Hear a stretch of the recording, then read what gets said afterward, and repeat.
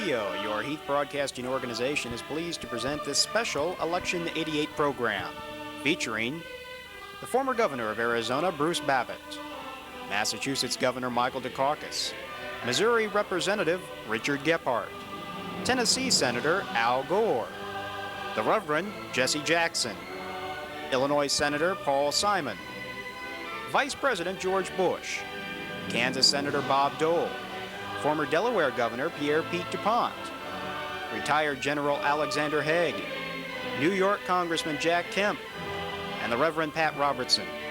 After 8 years, one of them would be selected to begin a new era without the Gephardt. And good evening, I'm Jim Heath, and welcome to tonight's program. Tonight, a look back at Campaign 88.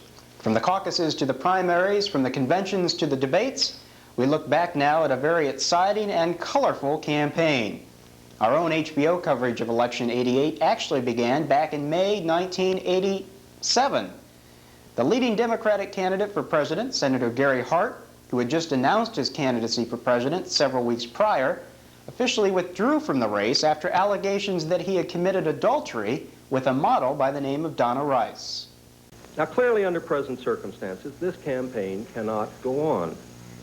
I refuse to submit my family and my friends and innocent people and myself to further rumors and gossip. It's simply an intolerable situation.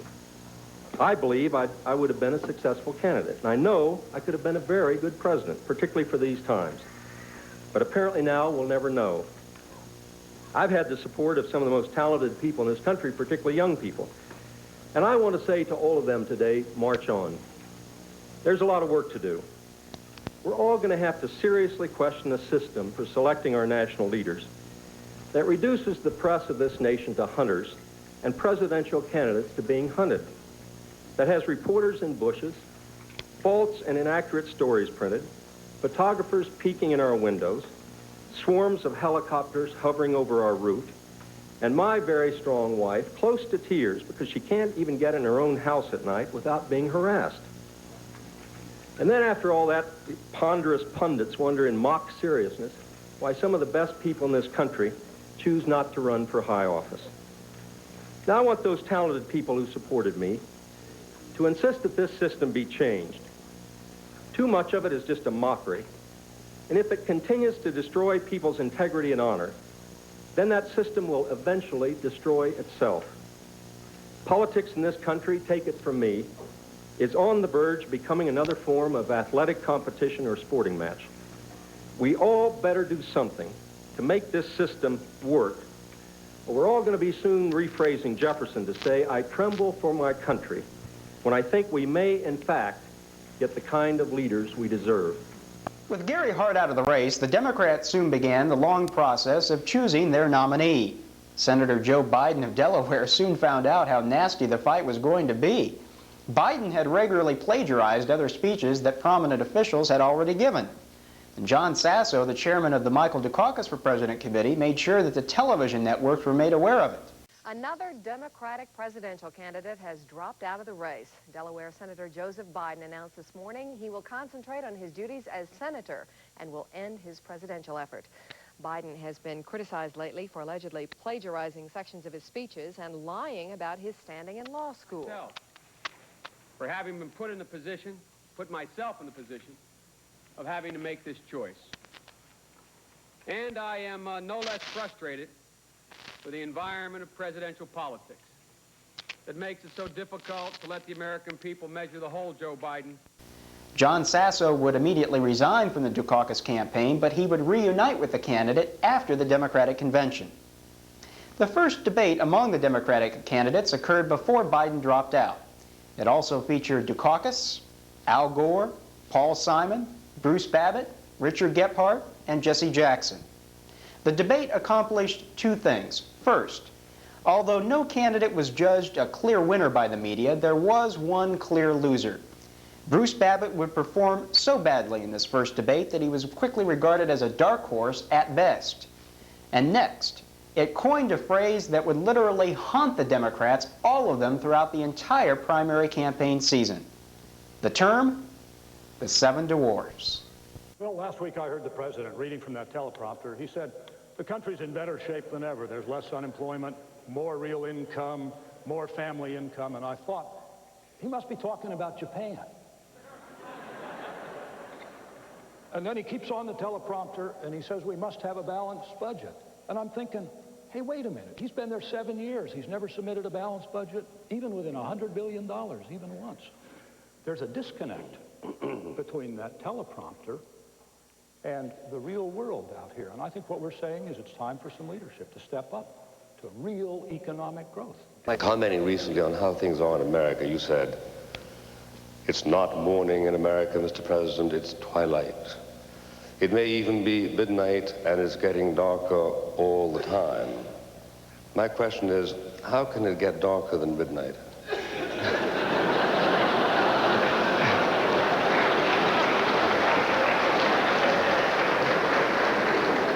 In the Reagan administration, it can.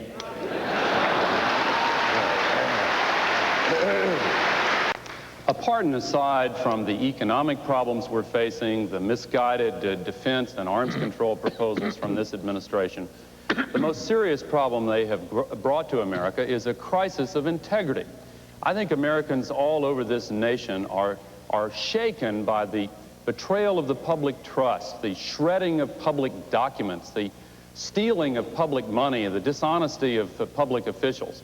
I believe the next president of the United States must make a pledge, and I make this pledge now. Any public official who steals from the American people or lies to the United States Congress will be fired immediately. That will give us a brighter future. And there is no question that those in Congress, many Democrats, are partially responsible for some of this. But there is no question that this administration has moved in the wrong direction. The two tax bills, and I might say I'm the only one, with all due respect to my colleagues here, who voted against both of those tax bills in 1981 and 1986, have led us in the wrong direction. With all due respect, I think Senator Simon is wrong. But one thing we keep talking about here is changing it now that it's not even in place after 6 months. I think to go out and raise income tax for the purposes, if somehow we're going to impact on growth by doing that and fundamentally reduce the deficit, is a disastrous idea. If we're going to increase the next president better get that deficit moving this way. The important thing is not whether it's at this angle or this angle, but that it's a predictable, steady decline. If we're going to raise enough taxes to eliminate the deficit, we've put this country in the next 2 years in a depression.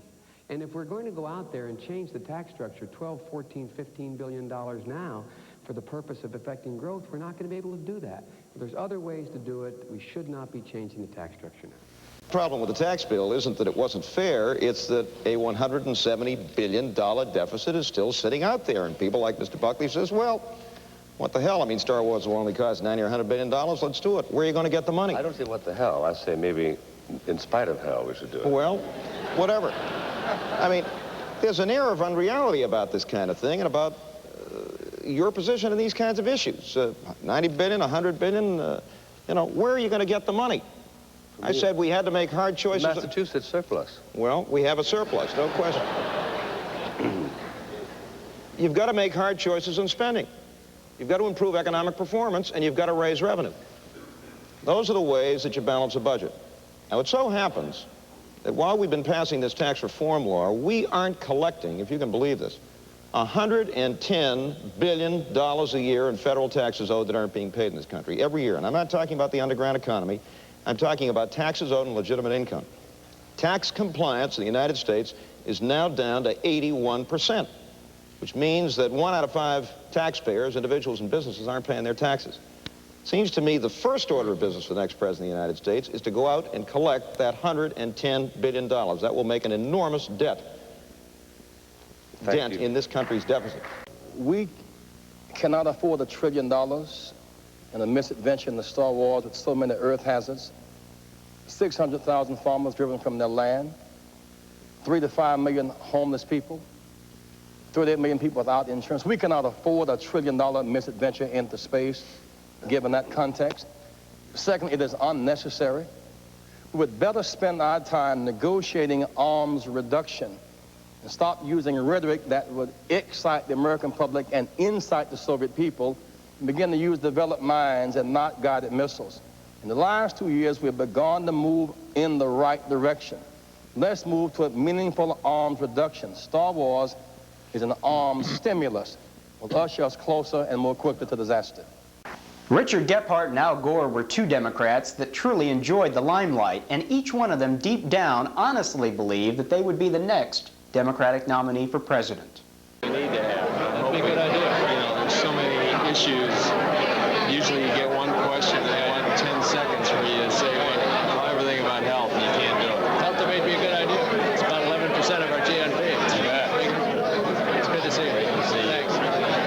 Don't be afraid to step into the light. Alan Howard. How are you? Great to see you. Great job. Thank you. It's going well. Appreciate your help. Step into the light here. Hi, I'm John Powell. Nice to meet you. Great to see you. I'm a peanut shell from South Georgia. Good. Great. Nice to see you. Glad you came by. Appreciate it. Hi, I'm Vlad Moring. I'm a good friend of Tim Holder, who I see over there. Oh, you bet. He's a good guy. Is he working hard for you? He's terrific. I think you're in good hands. I agree. It's just great. Thanks for being here. Nice to see you.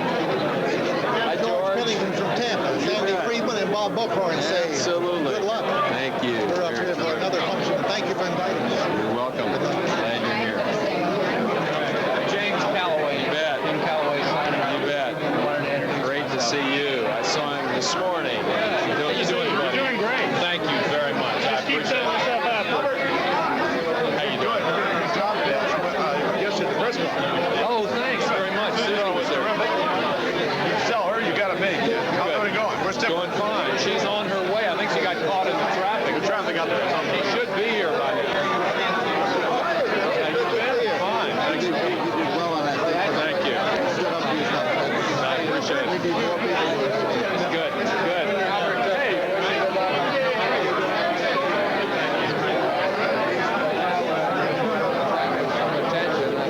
Right. Good opportunity for you. Thanks, Frank. Thank you very much. How you been, Bill? Good to see you again. Fine. Thank you. Thank you. Al, we're going to do it. We're going to do it. We're going to do it. You are right. You are right. I said so last October, and I say so now. Have you met my father? No, I haven't. Phoenix, and even though the governor for me and helping me out. Thank you ever so much.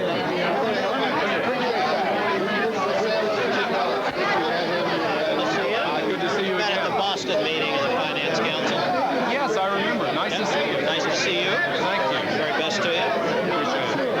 Thanks very much. In October 1987, Vice President George Bush announced his candidacy in the important electoral state of Texas. Although Bush only had a hotel room as his official residence in Texas, he had no problem claiming he was a true Texan through and through. Bush would also, on the same day, give a rare television interview to CNN's Larry King. I see so many old friends, friends who've been there for us so long that they're really family. And this is a great day for me, a deeply important one. And when I thought about what we're to say, what I'm about to say, there was really only one choice where to say it. I had to come here, to my home, to Texas.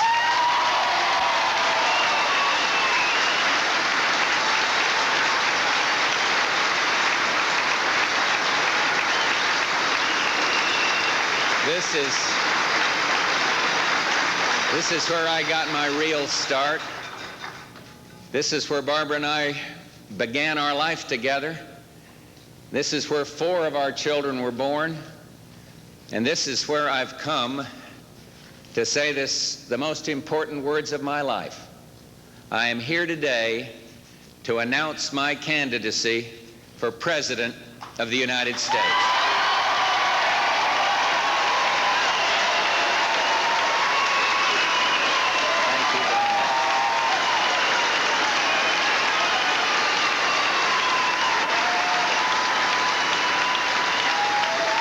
Say the next presidency, no matter who he is going to be a one-term president. The deficits are going to come back. There's going to be a mass depression. The #2 selling book in this country forecasts it. Things are going to go wrong before they get better. maybe it's wise not to be president 88 to 92. Hey, listen, if I was looking for an easy life, I wouldn't be running for president of the United States. I've seen that Oval Office probably closer up than anybody in history, other than the people sitting in it, because of the relationship with this president. Nothing easy about it. But I'm an optimist about this country. Do you remember the Club of Rome a few years ago that were predicting that doomsday was at hand? The world would be so overwhelmed with population you couldn't feed them. We got grain surpluses. We have to distribute them better, I might add. But it's because some people are hurting over in the Sahel still. But no, I'm an optimist about this country. Yes, there are enormous problems, but somebody's got to cope with them. Somebody's got to be out there saying, hey, I think I can do the job. War hero, athlete. Yet, love athletics. This image, McGovern fought the same thing. Another war. Well, McGovern had a plane blown apart in World War II. Shot up. Tell me about it. Missions. Yet, wimpish thing. How do you react to this? There was a great article about you, and McGovern was included in it, that perception is reality, and that's the way you perceived, and it is unshakable. I don't think it's unshakable. If so, why would the most recent survey in Time, I think it was Time, or one of these, you know, incessant polls you see, say leadership, strength, those kinds of things. Yes, there's some people that are name callers out there, but I said one of those critics, he never played fullback on the Chicago Bears either. And I was there. Nobody on our carrier when I landed there in the water with 4 depth charges in my plane, or after I got back to the ship after being shot down, said, hey, you wimp, we want to talk to you about something. How did that Nobody start? ever said that when we sat there, Barbara and I, and it's a little personal, but went through a tragedy of seeing a daughter wrenched away from us by cancer. 6 months sitting at that child's bedside. A little strength comes from that, Larry. Nobody said that at the CIA when I went out there and said, look, we're going to make some changes here, and then I'm going to lead you people. I'm going to lift you up and lead you. So I don't know where it comes from, but they're wrong. Do you know? They're wrong. The first Republican debate, which occurred on the same program firing line as the first Democrat debate, featured 6 diverse political personalities. There was the vice president, the senator, the congressman, the governor, the general, and the reverend. The debate would produce no clear frontrunner among the Republicans, although Dole, Haig, DuPont, and Robertson seemed at ease attacking the vice president, while the vice president and Jack Kemp seemed to enjoy attacking Bob Dole. Mr. Robertson, many good Republican friends of mine are somewhat surprised at the fact that your campaign is having more of an impact than they ever thought it would have. But we're not going to quit there either. All right. However, they express concern, a number of them do, that one possible result of your candidacy is that it might move the Republican Party further to the right, out of the mainstream of American politics. Do you agree or do you disagree? And in either event, do you think that increasing the focus on issues such as abortion and school prayer divert the debate away from the critical economic problems that face this country? Bob, I've just come from a swing in Florida. 50 to 60% of my audience have been Democrats, and I'm switching Democrats to the Republican Party by the thousands. And well, and what I know you've been part of a Democratic leadership council that's trying to move your party a little bit more to the right, and what I would love to do tonight is offer you membership in the Republican Party. We love you, you're a great guy, and I think you'd be a wonderful addition to our party. Let me say this, that's not the first offer like that I've had. Sooner or later you'll accept More these difficult one to thousand. turn down, even, maybe it's before the biggest audience. Bob, as you know, I'm a former Thank you. Democrat, just like President Reagan. He's a Democrat who turned Republican. I'm a Democrat who turned Republican because I just couldn't buy the platform they put together out in San Francisco in '84. And I think the Republican Party more closely mirrors the hopes and the dreams and the aspirations of the vast majority of the American people. I think we're going to win in '88 the presidency. We're going to win the House of Representatives and the United States Senate. That's my goal, to broaden the party, not shrink it.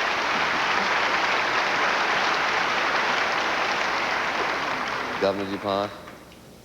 Well, Bill, I want to to leave that answer and come back to George's comment on the INF Treaty, because I think it illustrates a concern that a lot of people have in this country about George's candidacy.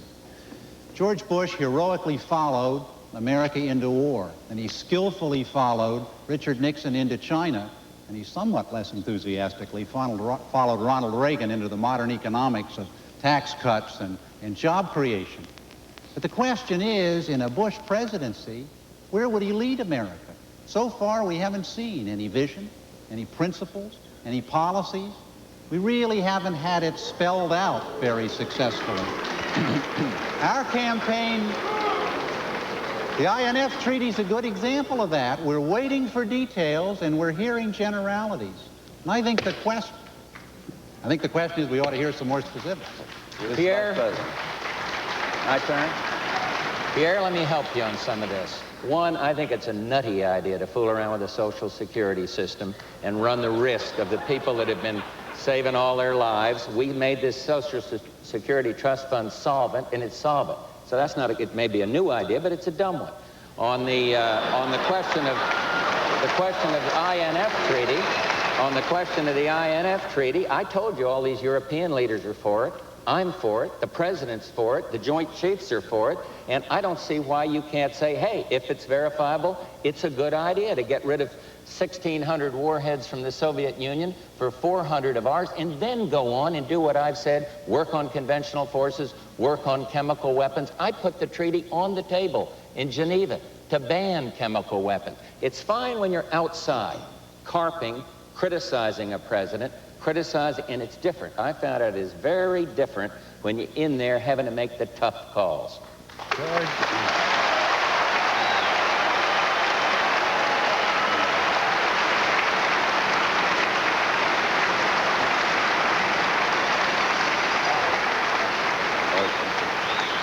General Haig, you may address either the point raised by Ms. Robertson or the points that we've just heard discussed. I'd like to just add a word about George's comment. You know, I've just come back from Europe as well, George, and believe me. You talked to Margaret Thatcher? You talked to Helmut Kohl? I did. I spoke to Margaret Thatcher directly, and I've spoken. And she's against the INF Treaty?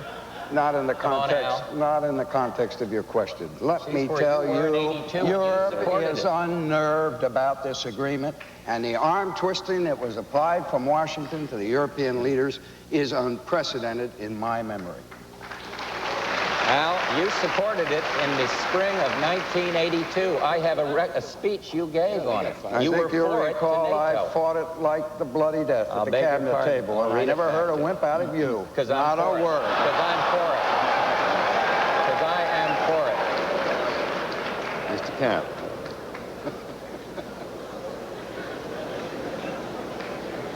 This question is absolutely central to the future of our party. Which one? The question you asked. I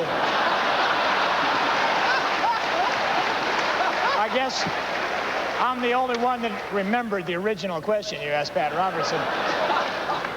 But I think the Republican Party ought to thank Pat Robertson for bringing in evangelical Christians and Democrats and helping to broaden the base. That is what we ought to be.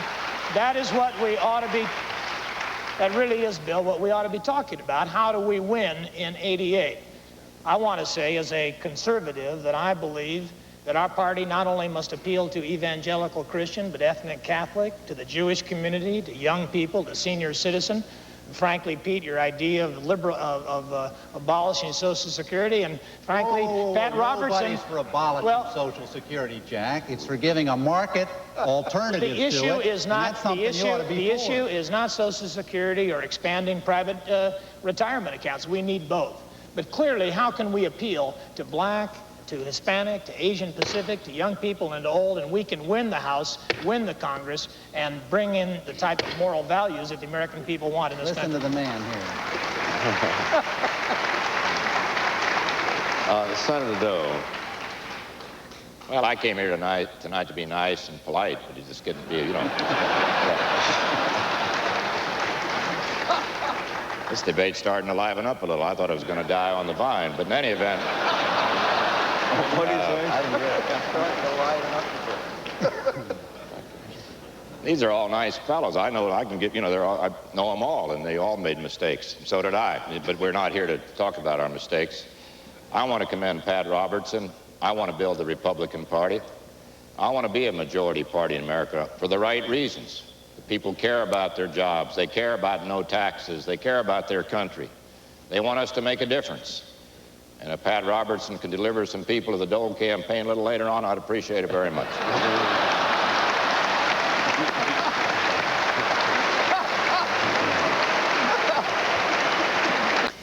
Television advertising, even in the early caucus and primary states, proved to be very important.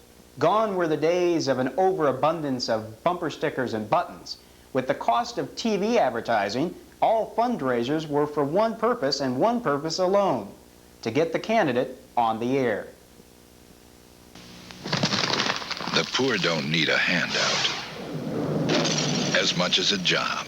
The system needs changing. Pete DuPont can help us do it. We must say to every able-bodied person on welfare, if you don't work, you don't get paid.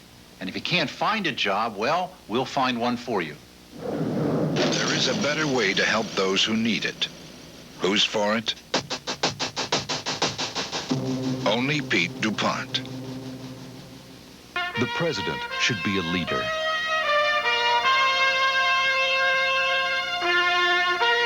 Jesse Jackson is a leader. He provided leadership to end the Chicago firemen's strike, leadership to negotiate a settlement to the nurses' strike in Buffalo, and the teachers' strike in St. Louis.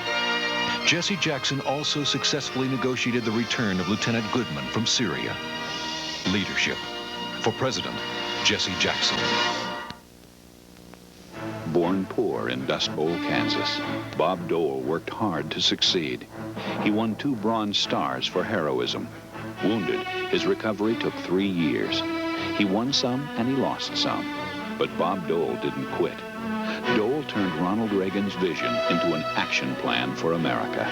Tax cuts, aid for the Contras, fighting wasteful spending. A strong man with a record of solving tough problems. Bob Dole for president. I believe this is a fight for the future of the Democratic Party. Tennessee Senator Al Gore. Finally, a Democrat we can vote for. And I've been consistently on the side of working men and women. I didn't vote against the minimum wage and for the corporate giveaways and then turn around when it came time to make television commercials and say exactly the opposite. I've been consistent, and I've been there when you needed me. And right now, I'm running for the White House. I need your help. Al Gore, president.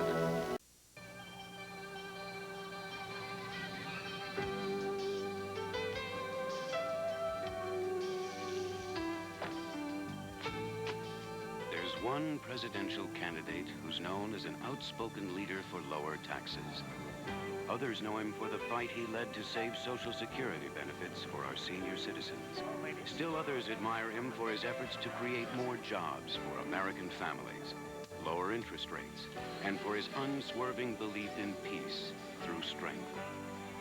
The fact is, from quarterbacking the Buffalo Bills to league championships, to 17 years of leadership in the Congress, to co-authoring the historic tax cuts of the 1980s, Jack Kemp has been the captain of every team he's ever played on.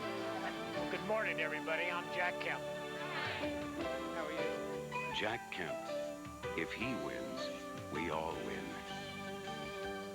To make an already odd campaign a little bit odder, in the late fall of 1987, Gary Hart decided to re-enter the presidential contest. Convinced that the American people couldn't care less about his private life, Hart still believed he could win the nomination. I have a sense of new direction and a set of new ideas that our country needs that no one else represents. And I intend to resume my presidential campaign to let the people decide.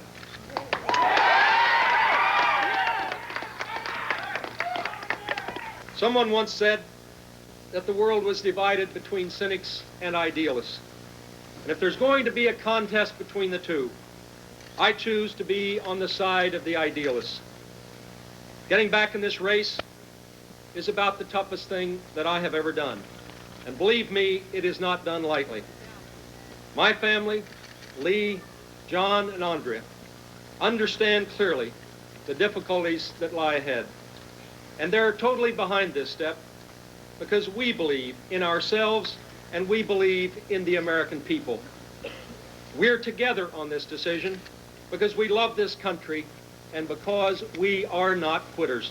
This will not be like any campaign you've ever seen because I am going directly to the people. I don't have a national headquarters or staff. I don't have any money. I don't have pollsters or consultants or media advisors or political endorsements. But I have something even better. I have the power of ideas and I can govern this country. Let's let the people decide. I'm back in the race.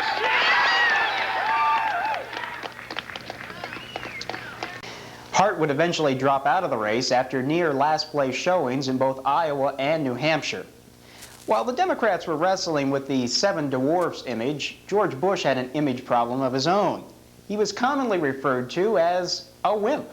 Most political experts said that this image was way off base and inaccurate. However, people, for whatever reason, believed that Bush lacked backbone.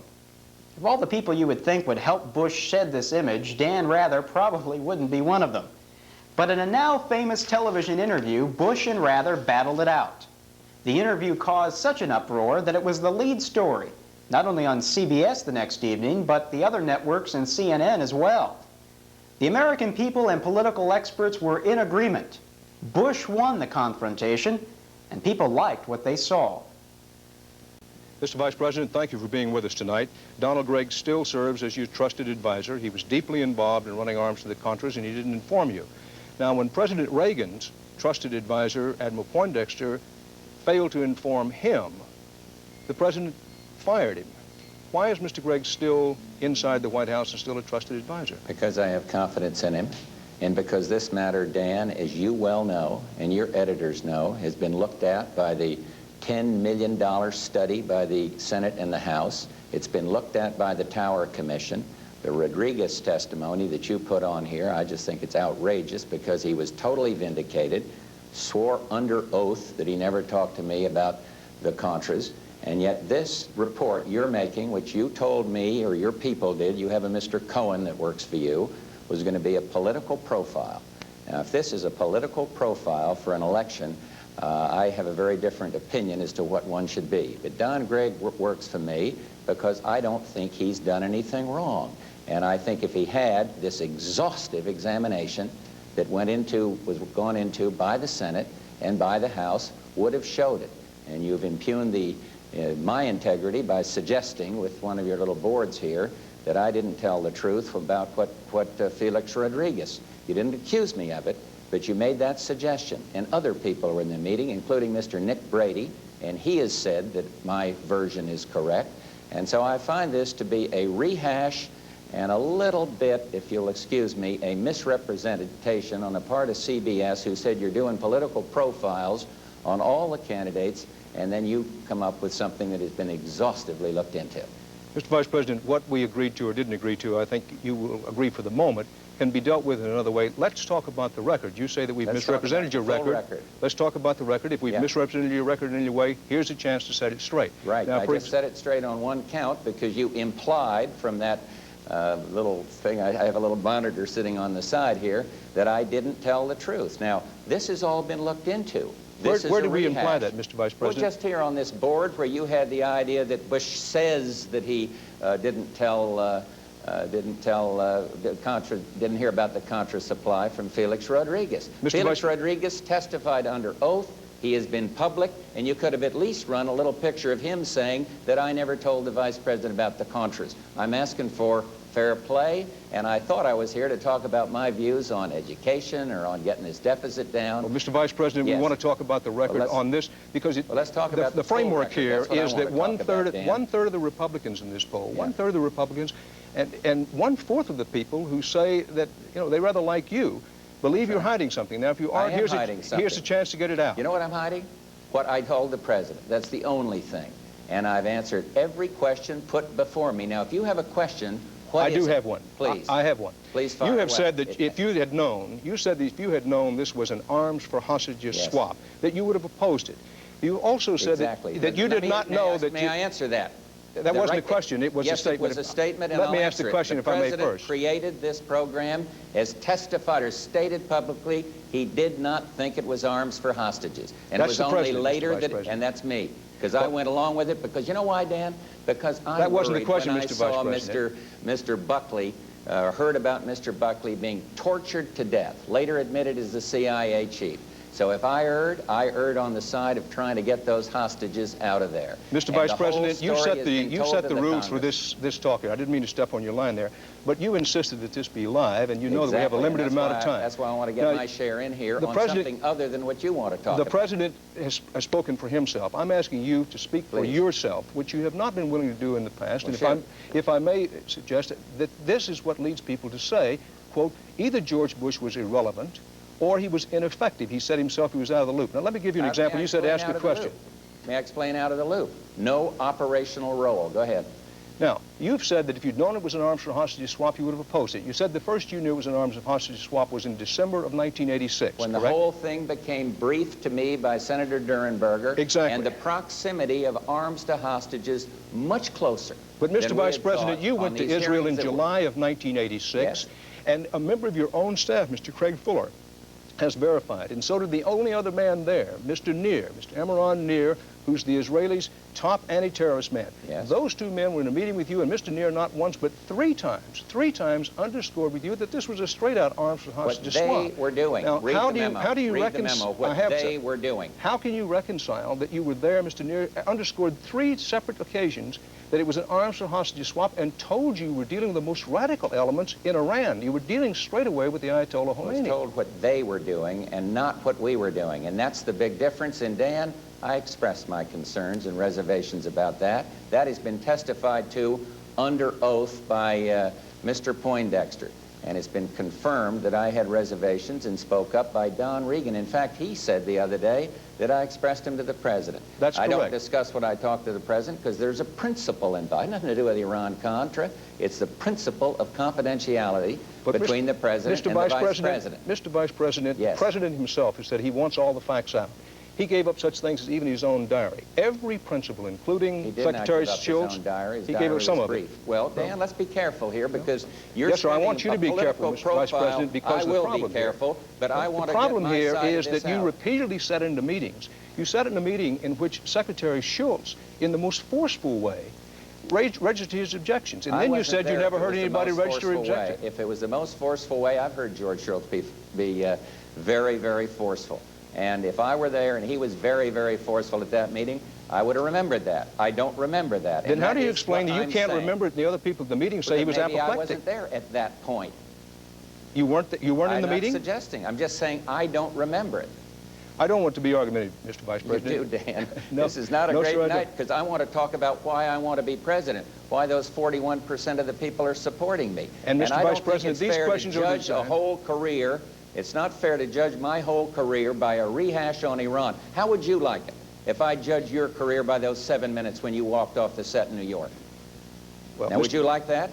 Mr. I have Vice respect President, for you, but I don't have respect for what you're doing here tonight. Mr. Vice President, I think you'll agree that your qualification for president and what kind of leadership you'd bring to the country, what kind of government you'd have, what kind of people to have around him is much more important than what you just referred to. I'd be happy to. I want to be judged on the whole record. Well, and you're not. And giving I'm trying me an to set the record opportunity. straight. You Mr. invited me to come here to talk about, I thought, the whole record. I want you to talk about the record. You sat in a meeting with George Schultz. Yes. He got apoplectic when he found out that you and the president were being party of sending missiles to the Ayatollah of Iran. Can you explain how you were supposed to be you're an anti-terrorist expert.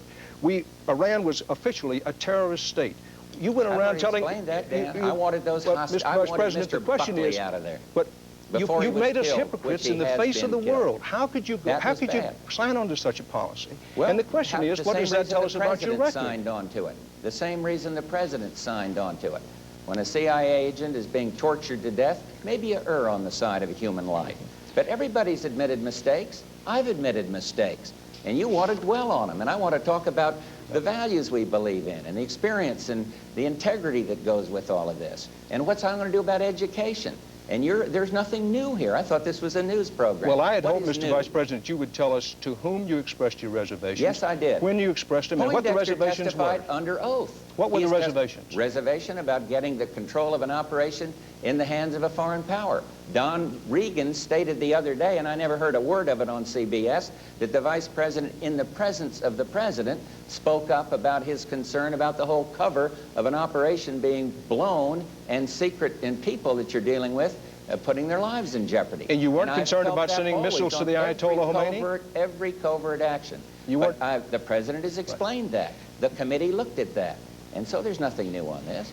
Mr. Vice President, I appreciate you joining us tonight. I appreciate the straightforward way in which you've engaged in this exchange. There are clearly some unanswered questions remaining. Are you willing to go to a news conference before the Iowa caucuses, answer questions from all comers? Since March. I gather that the answer is no. Thank you very much for being with us, Mr. Vice President. We'll be back with more news in a moment. The one person who felt he was the true loser after the Bush-Rather exchange was Bob Dole. However, Dole still believed he could win the first major political battle of 1988, the Iowa caucus. And he was right. Not only did Dole win, but Pat Robertson came in second. And George Bush trailed, coming in a poor third. For the Democrats, after pouring the most time and money into the state of Iowa, Richard Gephardt of Missouri prevailed. Both Michael Dukakis and Paul Simon felt that a win for them in Iowa would have wrapped up the nomination for themselves early. As it turned out, the third-place finishers, both Michael Dukakis and George Bush, third place in Iowa, ended up winning the New Hampshire primary a week later. But the night of the Iowa caucus, both Dole and Gephardt were convinced that they now were almost unbeatable. Good evening, everyone. Well, on this Monday night in February, Iowa maintains its tradition of delivering surprises. It is a launching platform for some and a trapdoor for others. Tonight, it is a launching platform on the Republican side for Senator Bob Dole, who wins an impressive victory. Also for Pat Robertson, who finishes second. And it's a trapdoor for Vice President George Bush, who has gone on to New Hampshire, hoping that he can short-circuit whatever momentum Dole and Robertson have coming out of Iowa. Here's the vote now on the Republican side. Almost all the precincts have checked in, as you can see. And Senator Bob Dole, 37% of the vote, an almost 2-to-1 lead over Vice President George Bush. They were thought to be the front runners going into Iowa. Pat Robertson, however, came in here, spent a lot of money. He is extremely well organized in the state, and tonight he has an impressive second-place finish with fully 25% of the Republican caucus goers vote, the straw vote across the state of Iowa tonight.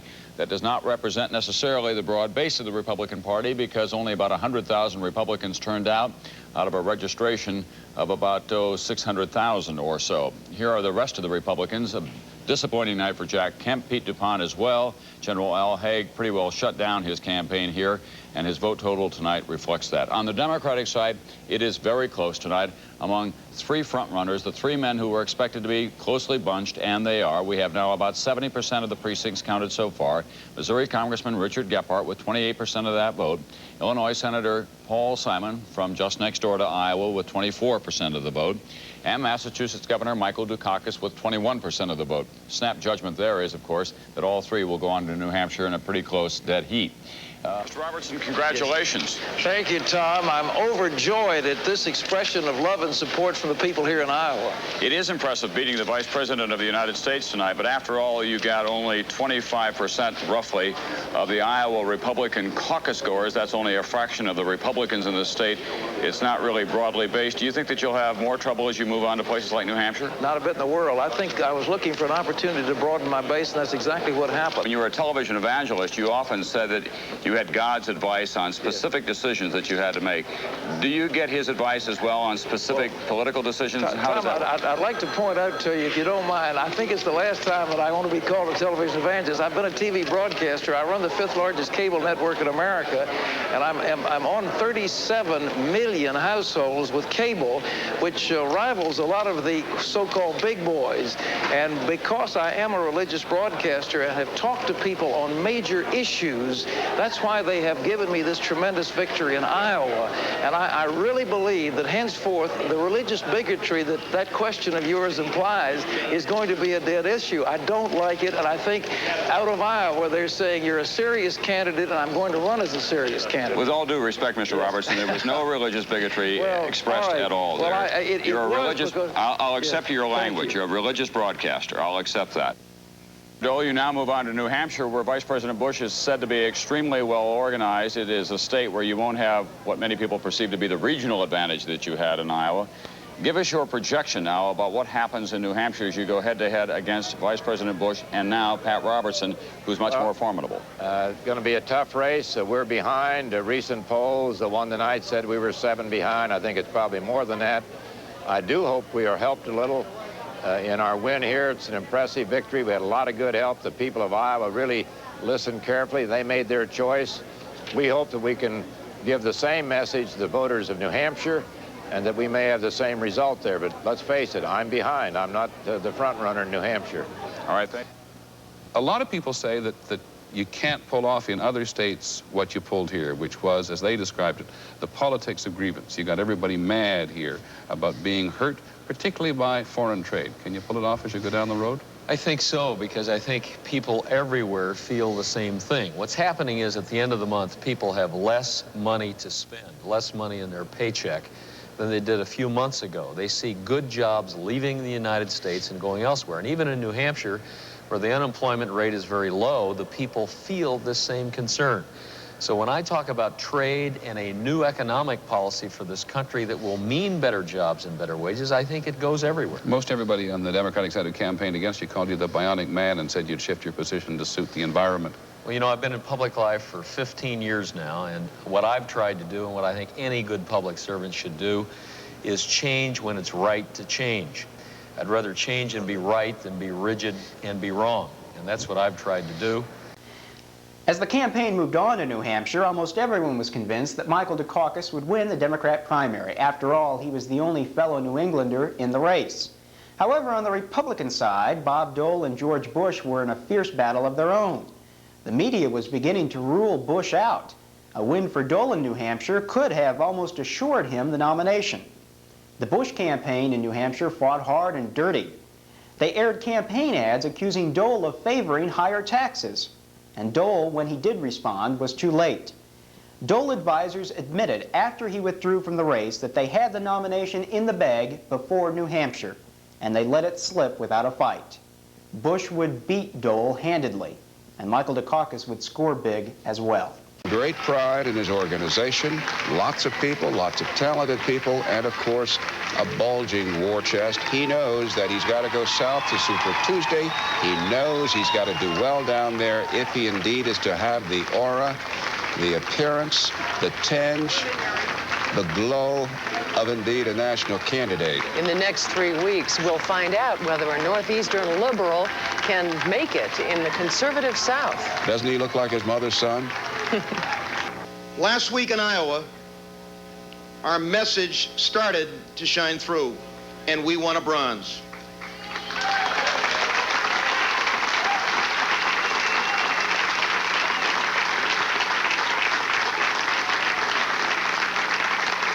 Tonight here in New Hampshire, our message came through loud and clear. We went for the gold, and we won it. And I'm very grateful to all of you. I'm very grateful to all of you. Richard Gephardt has just arrived in the room. As you can see, he's fighting his way up onto that podium. He was in a pitched battle for second place on the Democratic side against Paul Simon. They're both Midwestern liberals. They both needed the second place finish. It appears as though Robertson has done it. Gephardt has done it. As you know, Gephardt came out of Iowa with a first place. So he's pretty well positioned for his national campaign, though he is very sorely in need of money and deeply in debt. Paul Simon was hoping very much to be the man closest to the Duke of Massachusetts. Not so tonight in New Hampshire. It's this man, Mr. Gephardt, finishing second.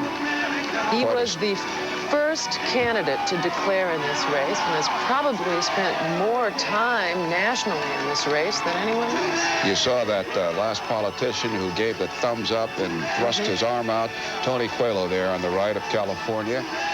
A real mover and shaker on the Hill among the congressional Democrats. That's right, head of the Democratic caucus. He did come in third with 17% of the vote. It is not a dismal showing, But it's not as good as he himself had predicted. He very much wanted second place. He wanted a win bigger than Gephardt's, who, of course, won in Iowa. Uh-oh. There's a problem with the podium platform. just fell. Well, you know, there are too many people up there, and they throw up these temporary risers, and it gets a little dicey. We hope no one's been hurt here. All right. Winner tonight in New Hampshire. It didn't look like that was going to be the case when he pulled out of Iowa, but he pulled it off tonight. George Bush, the Vice President, joins us. Welcome. Thank you very much. What did it? Persistence, taking my case to the people of New Hampshire, talking about the issues that I think appeal to them and I think will appeal to people in the South and across the rest of this country. And I really think that turned it around, because you're right, we came in here having been declared, not buried, but declared dead, and came back.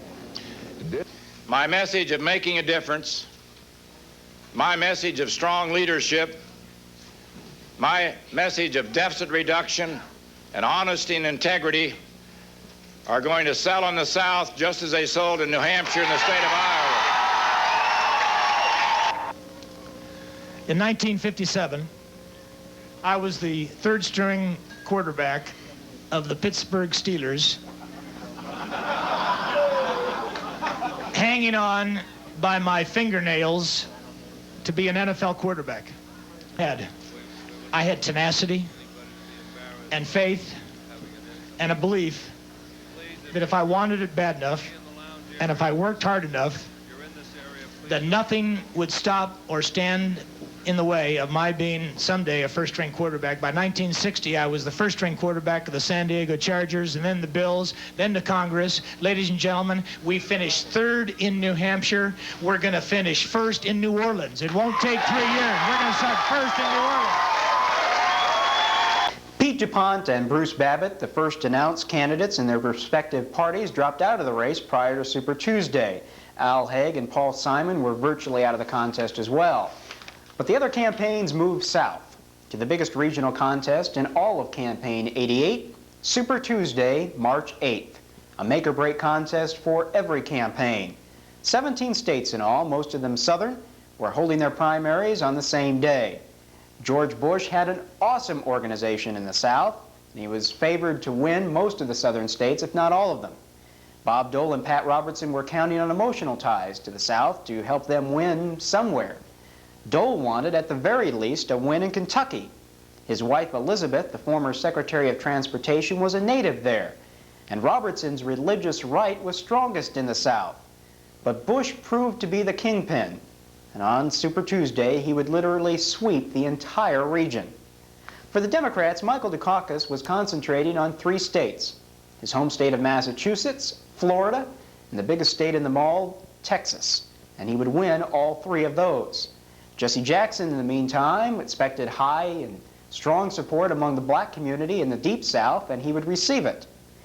Richard Gephardt and Al Gore, of course, Gore had boycotted both the Iowa caucus and the New Hampshire primary to concentrate his entire campaign in the South, were virtually going after the same constituency. And at times, it was clear that they felt that they were each other's worst enemy. Let me come to the main thing, because standing up to pressure is something the next president is going to have to do. And I'm going to lay it on the line here, Dick. Now look, you voted against the minimum wage every time you had a chance to in the Congress. If you had your vote, it would still be $2.30 an hour. Now you say you're for it. You voted against the Department of Education. Now you say you're for it. You voted for tuition tax credits. Now you say you're against it. You voted for Reaganomics. Now you say, well, where are you this week on Reaganomics? I'm not sure. Even on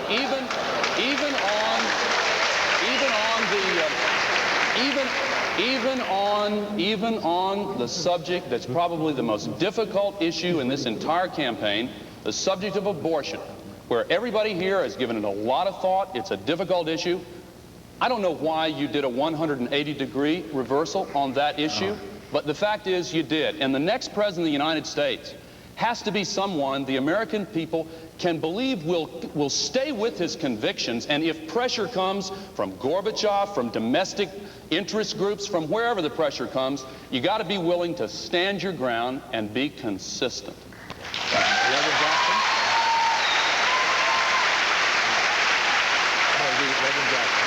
The subject, Al, I enjoyed your lecture on consistency, but you know, the oil import fee is a place where I think you've been inconsistent. You've voted against it every time. And now you say when you're in Texas, you say that you would consider it as a way to deal with the budget. So when you make a lecture on consistency, maybe you better look at your own record first.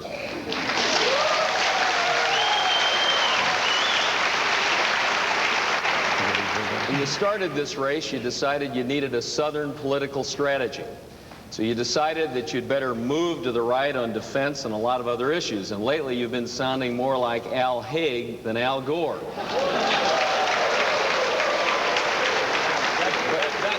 That line sounds more like Richard Nixon than Richard Gephardt. But Al...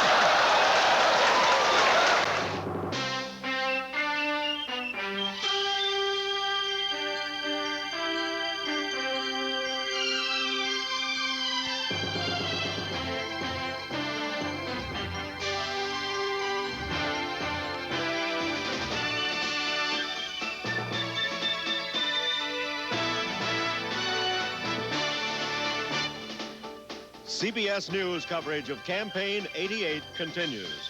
Tonight, Super Tuesday. Reporting from CBS News election headquarters in New York, here is Dan Rather. Using our star-spangled graphic here to tell you who's won what where.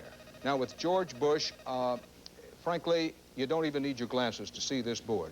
George Bush has won everything, every place that's had Republicans stamped on it tonight.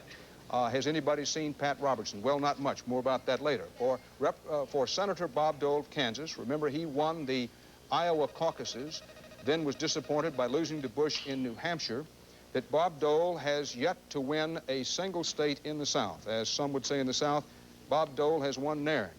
He has finished second a lot of places, but he has finished first nowhere. Very disappointed he didn't carry North Carolina.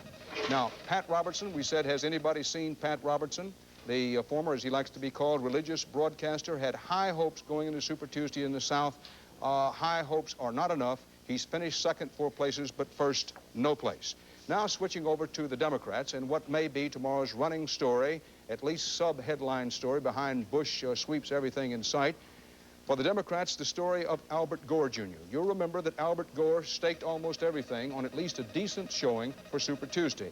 And at least a decent showing he is getting, and most analysts, I think, would say better than that, that Gore has won in Arkansas, Kentucky, North Carolina, Oklahoma, Tennessee, Georgia, Louisiana are in the second category. You can see the states he's won. He's won 5. Gore will be looking out toward Texas as well, although our latest indication for Texas is between Dukakis and Jackson there. More about that later on, but you can see how well Gore has done. Michael Dukakis has also done impressively well tonight, mostly because he has won Florida. In addition to Florida, he has won the other states that you see listed there, including his home state of Massachusetts, Maryland, and Rhode Island. He's finished second 4 times. As for the Reverend Jesse Jackson, who was looking for a big night here on Super Tuesday, thus far he's gotten, if not a big night, and I think he would argue, and rightly so, that it has been a big night, but at the very least, he has gotten what was expected of him. He has won so far 4 states, and that includes a big win for him in Virginia. He's also won in Georgia and Louisiana and Mississippi. But Jackson is in the hunt in Texas, and should Jesse Jackson win Texas, that would be a headline tomorrow. Our CBS News estimate is that Michael Dukakis and Jesse Jackson are locked in a tight race in Texas. Now, as for Representative Dick Gephardt, you can see, although he was smiling a moment ago when we interviewed him, that behind that smile has to be some concern, because so far tonight he's carried only his home state of Missouri. The much-awaited California primary in early June locked up the nominations for both George Bush and Michael Dukakis. With Jesse Jackson refusing to release his delegates, Dukakis actually profited at that time much more than Bush did, because the media continued to concentrate on the Dukakis campaign while virtually ignoring the Bush effort. The Republicans were, however, quickly unifying, and Dukakis, in the long run, was faced with a major dilemma. Jesse Jackson wanted to be vice president, and there was no way that Dukakis was going to choose him. And many of you have heard me say so many times that the parallels between 1960 and 1988 are very close indeed. Then we had 8 rather amiable but sleepy years of Republicans in the White House. We had a country that was ready for change. A son of Massachusetts, born in our hometown, just a mile from where Kitty and I live, winning that nomination, reaching out to the state of Texas, and asking a great senator from the state of Texas to join him on the Democratic ticket. Well, the Republicans in 1960 did what they're about to do in 1988. They nominated an incumbent Republican vice president. Jack Kennedy and Lyndon Johnson beat that incumbent Republican vice president in 1960, and Mike Dukakis and Lloyd Bentsen are going to beat him in 1988. May I present to you, with respect, with affection, and with great pride, the next Vice President of the United States, Lloyd Bentsen.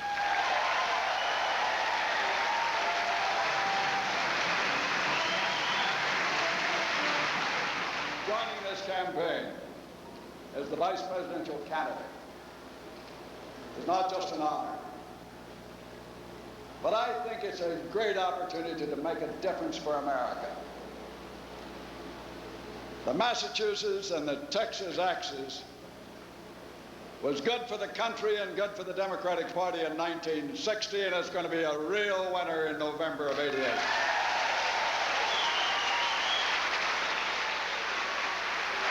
you. Thank you.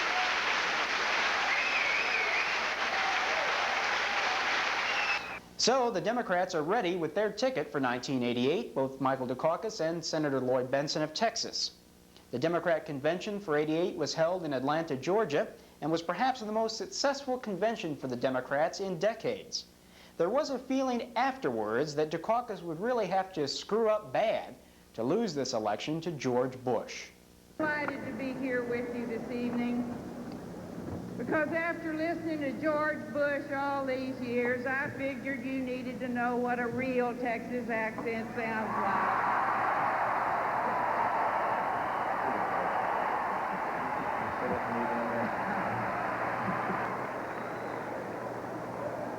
I want to announce to this nation that in a little more than 100 days, the Reagan, Meade, Deaver, Knopfziger, Poindexter, North, Weinberger, Watt, Gorsuch, Lavelle, Stockman, Haig, Bork, Noriega, George Bush, will be over.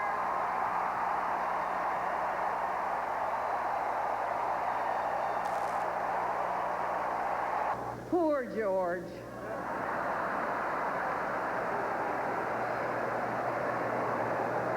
He can't help it.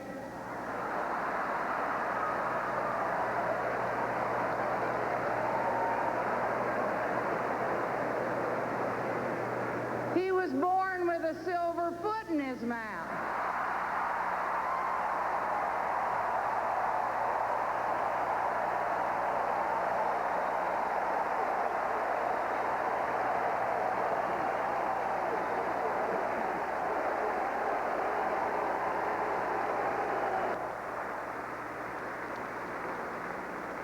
This is a grand gathering of Democrats, but there's going to be an even greater one in January, when we all meet in Washington to celebrate the inauguration of Michael Dukakis as president and Lloyd Bentsen as vice president.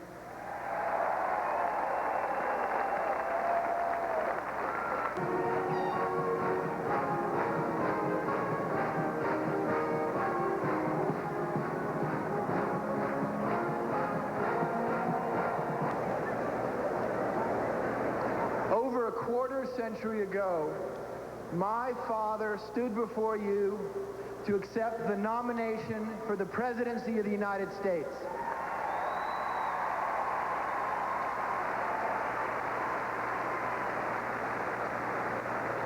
So many of you came into public service because of him. In a very real sense, because of you, he is with us still.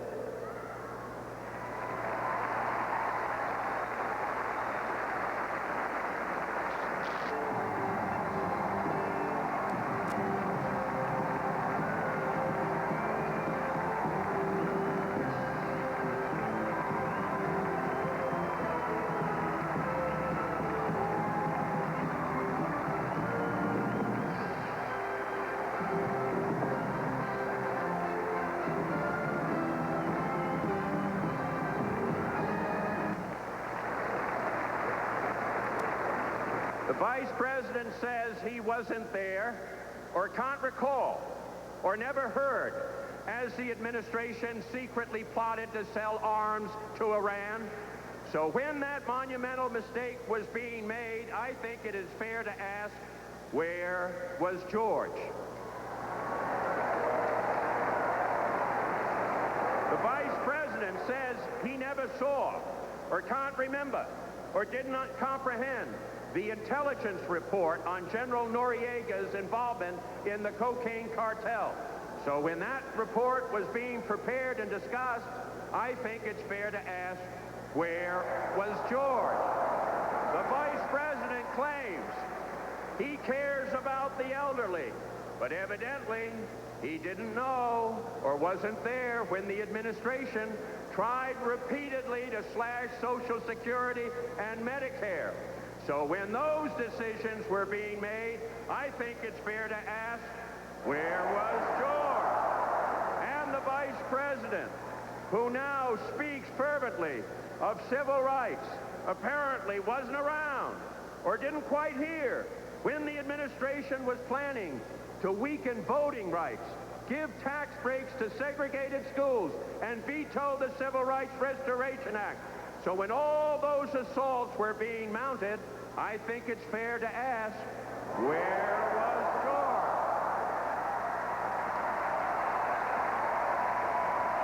When you see Jesse Jackson, when my name goes in nomination, your name goes in nomination. I was born in the slum, but the slum was not born in me. And it wasn't born in you, and you can make it. Wherever you are tonight, you can make it. Hold your head high. Stick your chest out. You can make it. It gets dark sometimes, but the morning comes. Don't you surrender. Suffering breeds character. Character breeds faith. In the end, faith will not disappoint. You must not surrender. You may or may not get there, but just know that you're qualified, and you hold on and hold out. We must never surrender. America will get better and better. Keep hope alive. Keep hope alive. Keep hope alive. On tomorrow night and beyond. Keep hope alive. I love you very much. I love you very much. State of California, the land of heart and hope.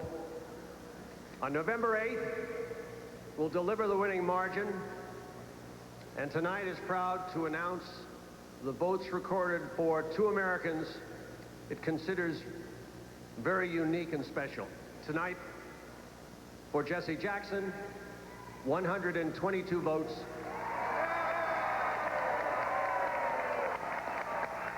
For Michael Dukakis, the nominating margin, 235 votes.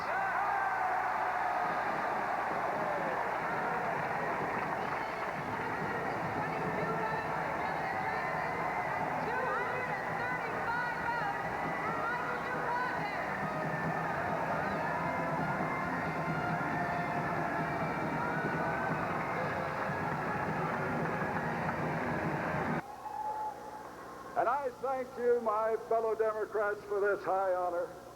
I'm proud and pleased to accept your nomination for Vice President of the United States of America.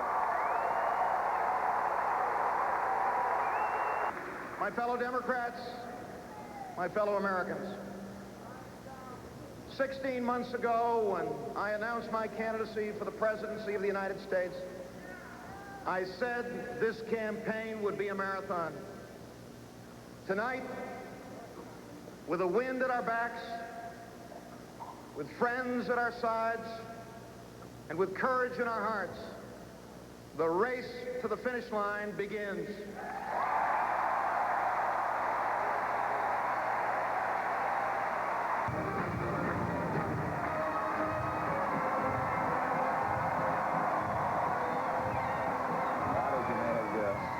Dukakis.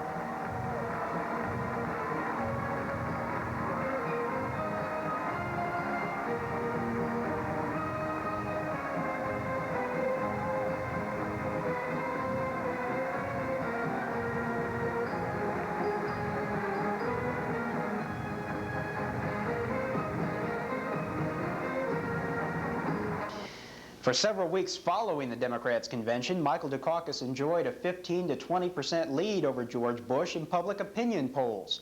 For a while, top Republicans even were speculating whether Dole would be a better choice than Bush. But when the Republican convention finally arrived in mid-August, President Reagan successfully passed the mantle of leadership to his pupil, George Bush. President Reagan's speech on the first night of the Republican convention, which was held in New Orleans, began a week of rebuilding Bush's campaign. And George Bush's acceptance speech, the final night of the Republican convention, was his best speech ever. So, George, I'm in your corner. I'm ready to volunteer.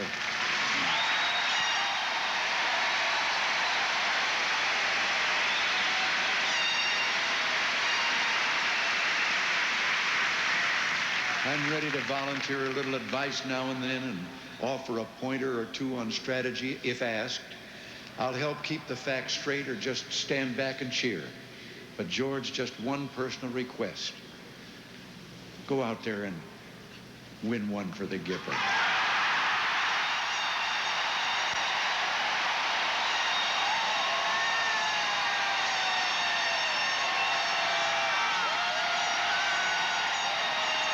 Proud to be an American, where at least I know I'm free.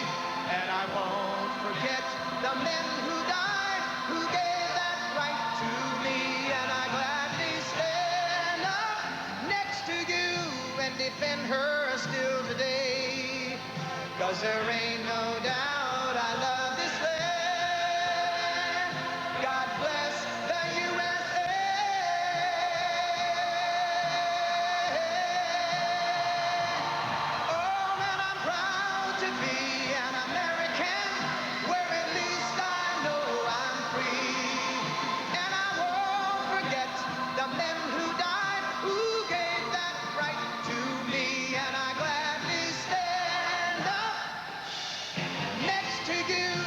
Defend her still today, 'cause there ain't no doubt I love this land. God bless the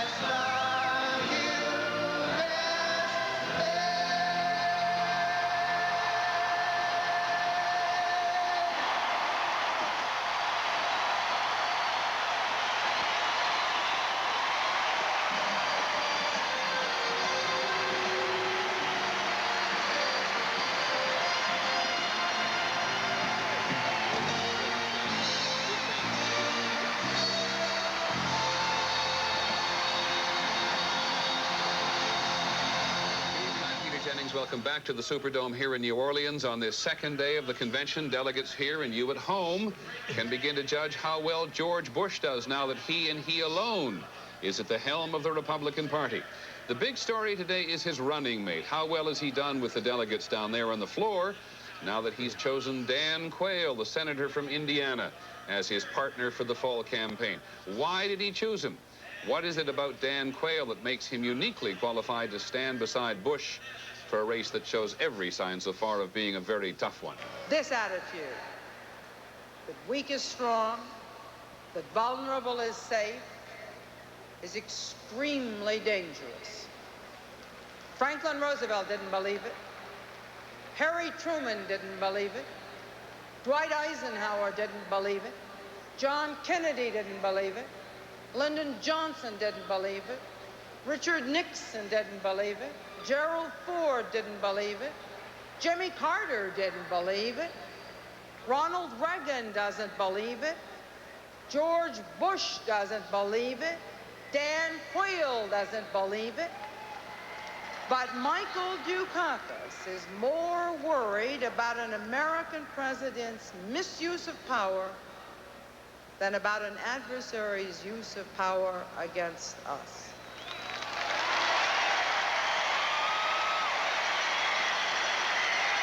This election is not about past accomplishments, but future resolves. Very simply, it is about which party is willing to tell the truth to the American people. And a great deal about the Dukakis campaign can be summed up by one incident. You see this flag behind me of red, white, and blue. To us, that symbolizes the land of the free and the home of the brave. Well, you know, their media consultants in Atlanta said they didn't think those colors looked too good on television. So they changed that red, they changed it to pink. And they took that blue and they changed it to azure. And that white, that became eggshell. Well, I don't know about you, but I believe Americans, Democrat and Republican alike, have no use for pastel patriotism.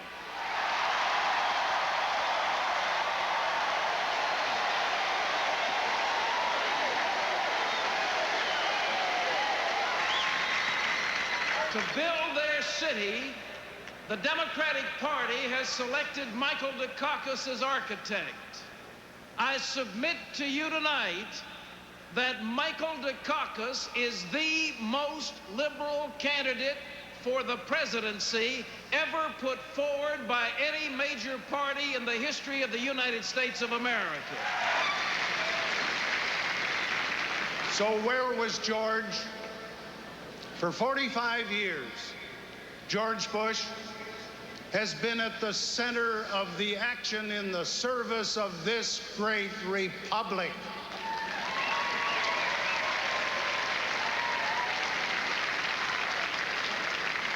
I'll be damned if I will stand and let anyone with a smirk and a sneer discredit the honor, service, accountability, and competence of George Bush.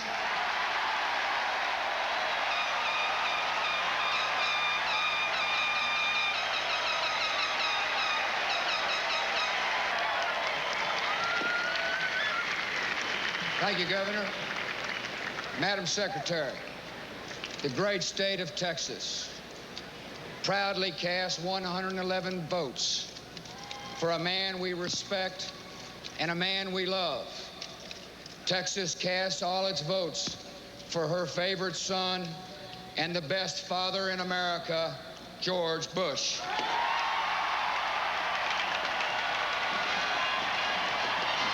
There it is. Secure.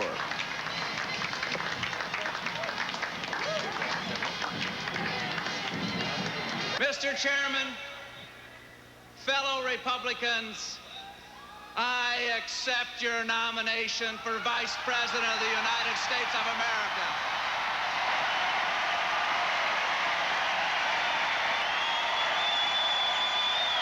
Thank you.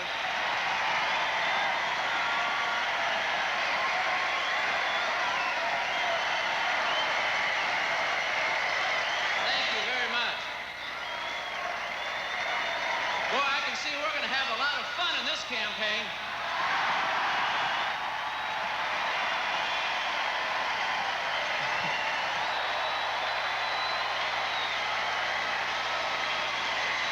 I accept your nomination for president.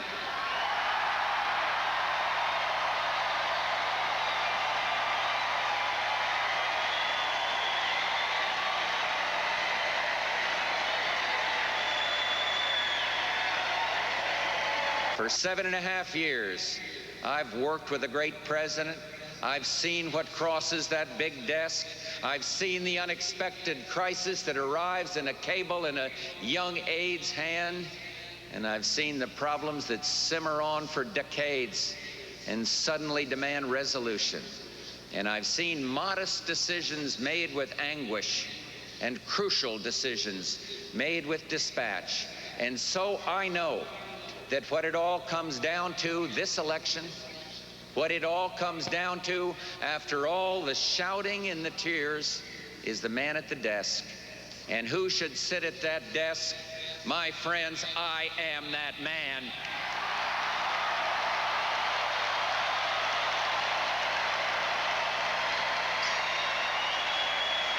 Immediately after the Republican convention, even with the controversy surrounding the choice of Senator Dan Quayle as the vice presidential nominee, Bush closed in on Dukakis in the polls. and Dukakis would never again recapture the momentum he enjoyed during the late summer.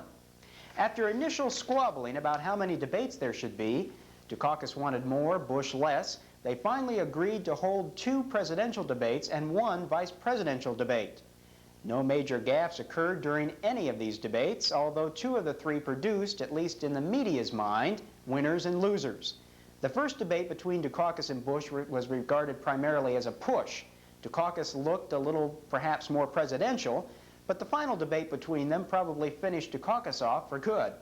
The vice presidential debate produced the best one-liner of them all when Senator Lloyd Bentsen looked at Senator Quayle and said, "Senator, you're no Jack Kennedy." The first question in the final debate, asked by moderator Bernard Shaw to Dukakis, set the tone for a clear Bush win. Dukakis was accused during the entire campaign of being unemotional and aloof, and Bernie Shaw's questions heightened this opinion.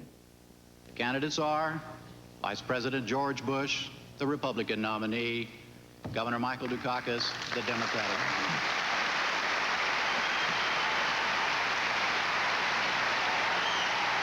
The thing I don't understand about Mr. Bush's approach to this is how he could possibly be serious about bringing that deficit down, given what he says he wants to do. He seems to want to spend a great deal of money on just about every weapon system. He says he's against new taxes, although he's broken that pledge at least 3 times in the last year that I know of. He wants to give the wealthiest taxpayers in this country a 5-year, $40 billion tax break. And he also wants to spend a lot of money on additional programs. If he keeps this up, he's going to be the Joe Azuzu of American politics. This is the time to unleash our one-liners. That answer was about as clear as Boston Harbor. Now,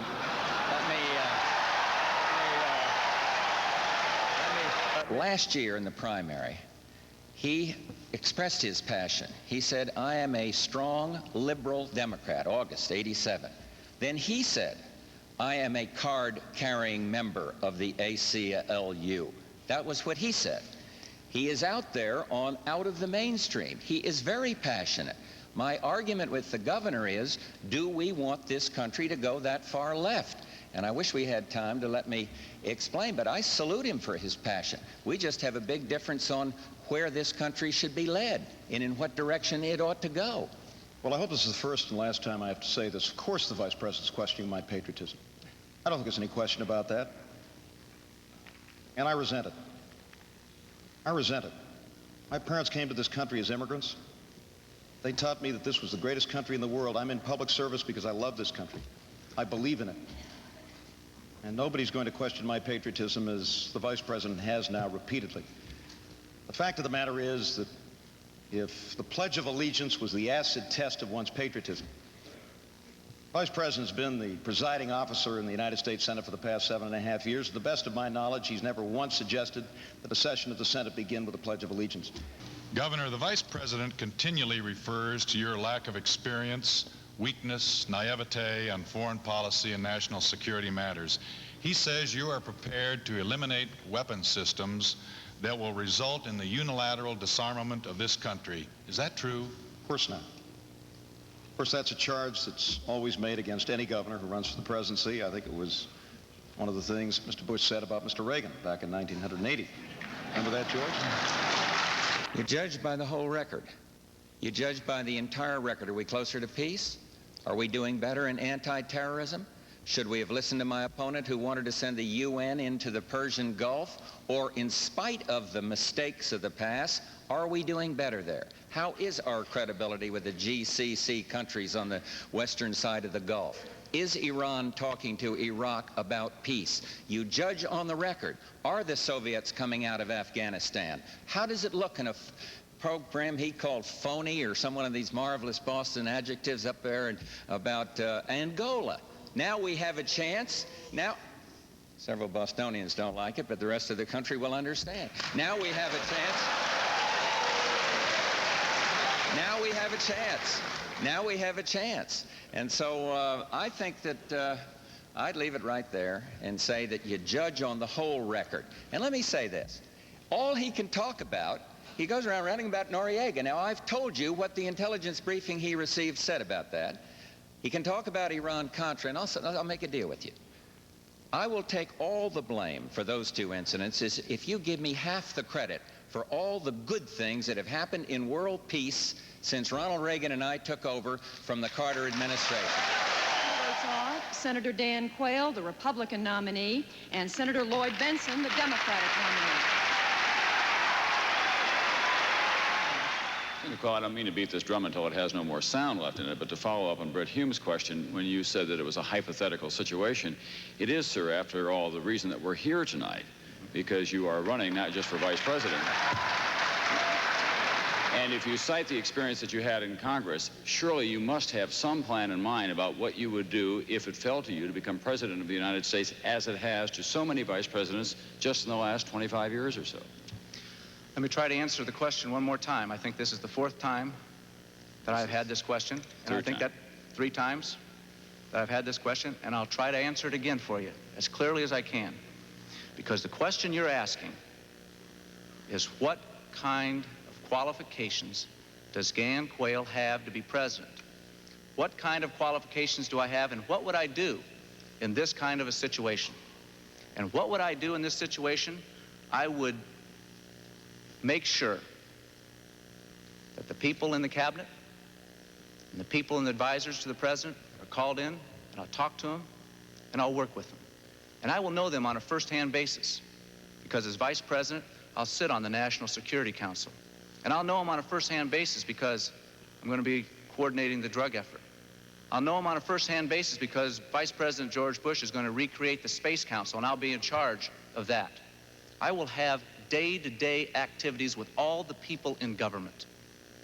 And then, if that unfortunate situation happens, if that situation, which would be very tragic, happens, I will be prepared to carry out the responsibilities of the presidency of the United States of America. And I will be prepared to do that. I will be prepared not only because of my service in the Congress, but because of my ability to communicate and to lead. It is not just age, it's accomplishments, it's experience. I have far more experience than many others that sought the office of vice president of this country. I have as much experience in the Congress as Jack Kennedy did when he sought the presidency. I will be prepared to deal with the people in the Bush administration if that unfortunate event would ever occur. Senator Bentsen. Senator, I served with Jack Kennedy. I knew Jack Kennedy. Jack Kennedy was a friend of mine. Senator, you're no Jack Kennedy.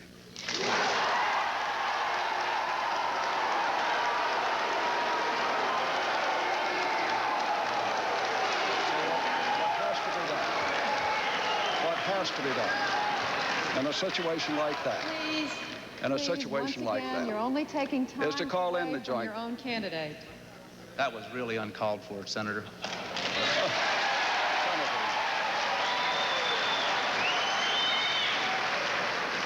You're the one that was making the comparisons, Senator, and I'm one who knew him well.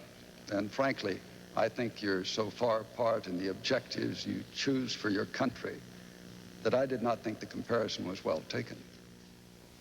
Vice President George Bush, the Republican nominee, and Governor Michael Dukakis, the Democratic nominee.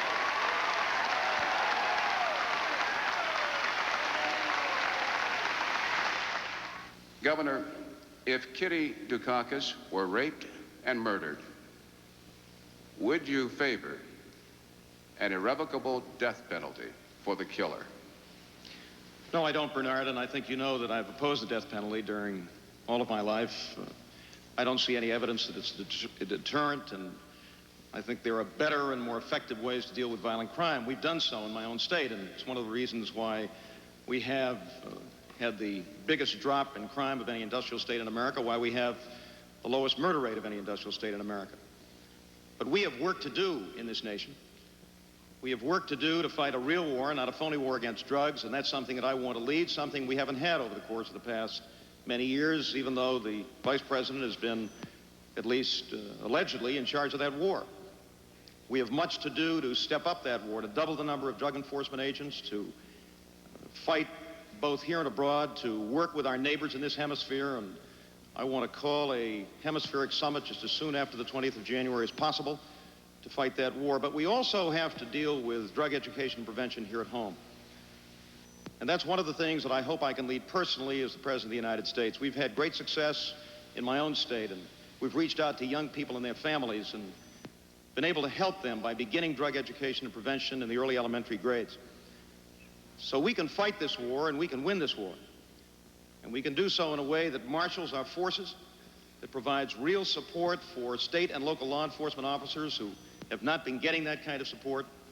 Do it in a way which will bring down violence in this nation, will help our youngsters to stay away from drugs, will stop this avalanche of drugs that's pouring into the country, and will make it possible for our kids and our families to grow up in safe and secure and decent neighborhoods. I quote to you this from Article 3 of the 20th Amendment of the Constitution. Quote, if at the time fixed for the beginning of the term of the President-elect shall have died, the Vice President-elect shall become President. Meaning, if you are elected and die before Inauguration Day,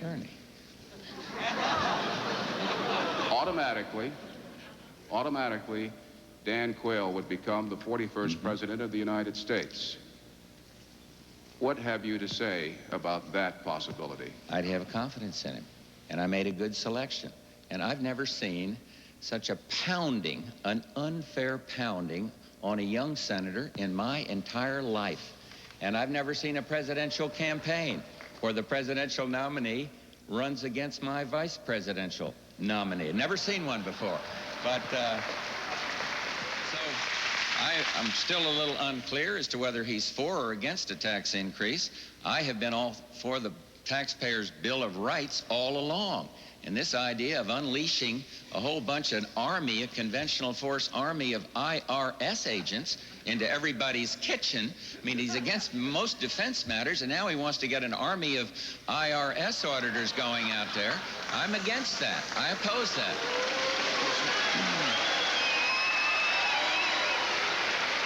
Good evening, Governor. Mr. Vice President. Governor, you won the first debate on intellect, and yet you lost it on heart. Just a minute. I don't know if You'll get your turn. The American I don't know if the public... Vice President agrees with that. The American public admired your performance, but didn't seem to like you much. Now, Ronald Reagan has found his personal warmth to be a tremendous political asset. Do you think that a president has to be likable to be an effective leader? I've been in politics for 25 years, Margaret. I've won a lot of elections. I've lost a few, as you know, and learned from those losses. I won the Democratic nomination in 51 separate contests. I think I'm a reasonably likable guy. I'm serious. Though I think I'm a little more lovable these days than I used to be back in my youth when I began in my state legislature. But I'm also a serious guy. I think the presidency of the United States is a very serious office.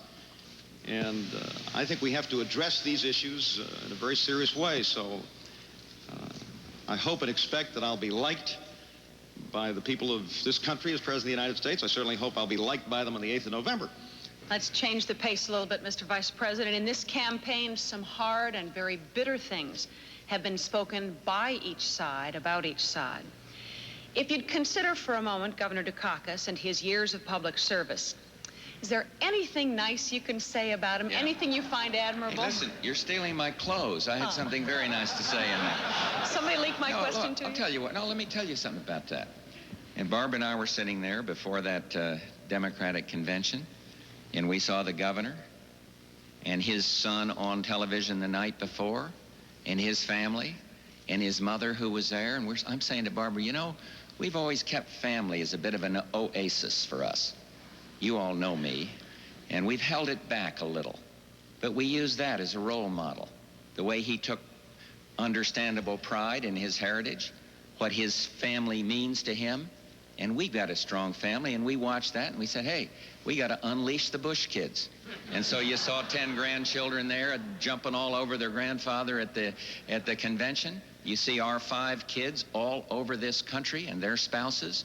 And so I would say that the concept of Dukakis family has my great respect. And I'd say that, I don't know if that's kind or not, it's just an objective statement.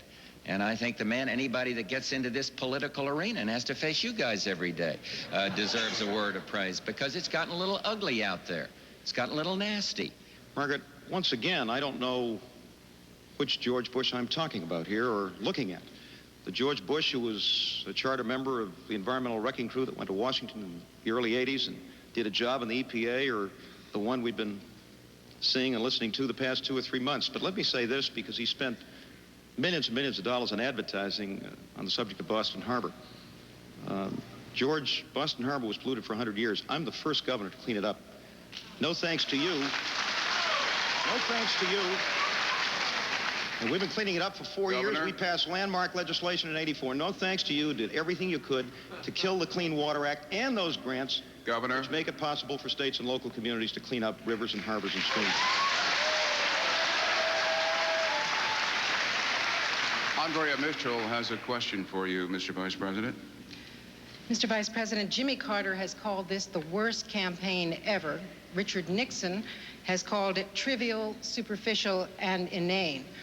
Whoever started down this road first of negative campaigning, the American people, from all reports coming to us, are completely fed up. Now, do you have any solutions to suggest? Is there time left to fix it? There are 26 days left. For instance, would you agree to another debate before it's all over so that the American people would have another chance before Election Day to compare you two? No, I will not agree to another debate. The American people are up to here with debates. They had 30 of them. We had 7 of them. Now we got 3 of them. I am going to carry this election debate all across this country in the last, whatever remains of the last 3.5 weeks or whatever we have. And the answer is no. I am not going to have any more debates. We don't need any more debates. I've spelled out my position. In terms of negative campaigning, you know, I don't want to sound like a kid in the schoolyard. He started it. But take a look at the Democratic Convention. Take a look at it. Do you remember the senator from Boston chanting out there, and the ridicule factor from that lady from Texas that was on there? I mean, come on. After both of their conventions, both candidates had run more positive television ads.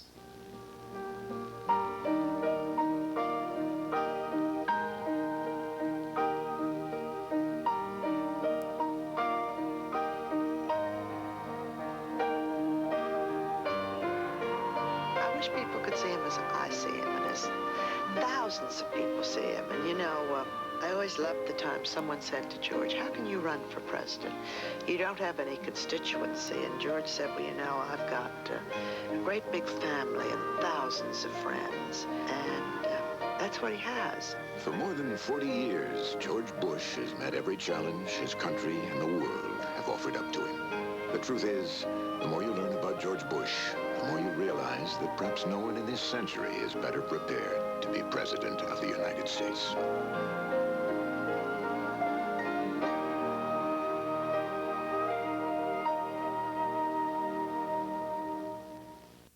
His fellow governors voted him the most effective governor in America. The son of Greek immigrants, he served his country in Korea. And inspired by a young president named Kennedy, he chose public service.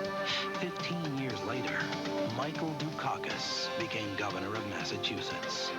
With the determination of a marathon runner, he wiped out huge budget deficits, cracked down on corruption, cut taxes, and led an economic turnaround they call a miracle.